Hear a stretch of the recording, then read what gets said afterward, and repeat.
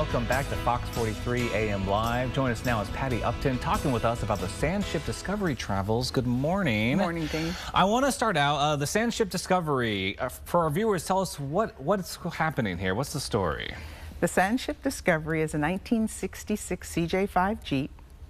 She was driven from Rhodes End, North America to Rhodes End, South America, shipped across the Atlantic, our only legitimate water barrier, drove from Rhodes End, Africa to Rhodes End, Europe, and into the Guinness Book of Records. Wow. What inspired you to, I guess, start this journey to travel around the world like this? Traveling was in my blood, so that was easy. Adventure was kind of a second nature as well. And I had the opportunity. Lauren asked if I wanted to join him as a photographer, and I said, yeah, why not? that is, I love that attitude of just, let's go. Exactly. Just hop in the car, bring my camera, let's just travel. So what's been your most memorable travel experience in that? In over 5 years, there were a lot. It's hard to come up with one. The Darien Gap of Panama and Colombia is by far the most challenging as far as what we did, because we wanted to remain entirely on land. This is between Panama and Colombia. There's no roads, mountains, jungles, and swamps. Took over 2 years to go 125 miles. Wow. We remained on land and into the Guinness Book of Records for the first all-land crossing by vehicle of that area. That is amazing. I'm so in awe of the tenacity and the will to pull that off. So you were out there for 2 years. Well, that's just the Darien Gap. Yes, exactly. And but tell me about that experience a little bit. Where how far would you make it in a day, and what would you have to do to kind of cross through that area without well, if you'll notice the picture of the Jeep, she has a winch on her front bumper. She winched through the Darien Gap. that must have been such hard work.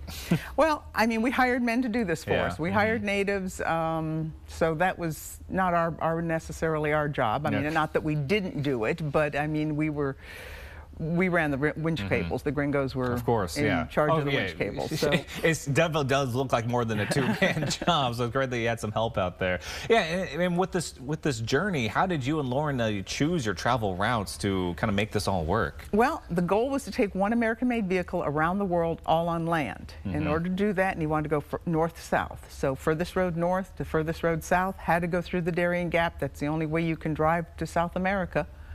And then Africa was a little bit iffy. It was kind of where we could get and where we, could get visas to go through and that sort of thing.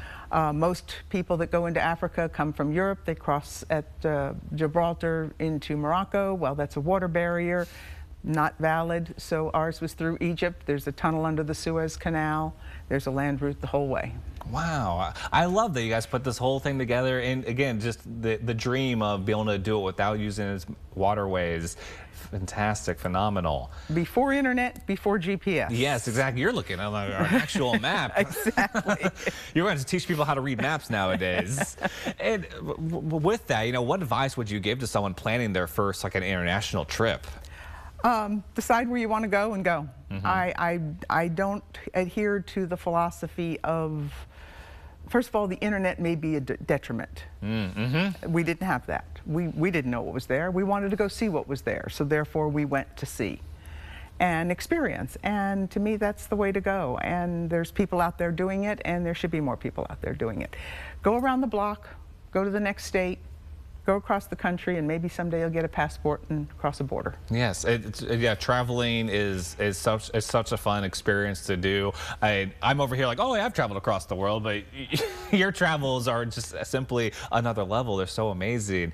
And any kind of long-term goals for you for the Sand Ship Discovery now? Well, she's going to be exhibited in the Midwest Dream Car Collection Museum in Manhattan, Kansas in mid-October. I'll be giving a slide presentation on the 19th of October there at the museum, and it really helps if you want to know the story to see the slides and see the Jeep up close, because she's old school. There's nothing new on her. Yes, that's fantastic. I'm very excited for you coming to the Midwest Dream Car Collection October 19th, because this little couple of minutes I've been here chatting with you, the story sounds so engrossing and fascinating, and I cannot wait to hear more about your adventures across the world with Lauren. It's simply amazing. And so, Patty, thank you so much for joining us this morning. It's been such a pleasure chatting with you, and I'm excited to see if you have any plans in the future, if you're going to be traveling anymore. Thank you, Dean. Of course, everyone, please, to see the sand ship discovery for yourself, check out the MidwestDreamCarCollection.org for more information.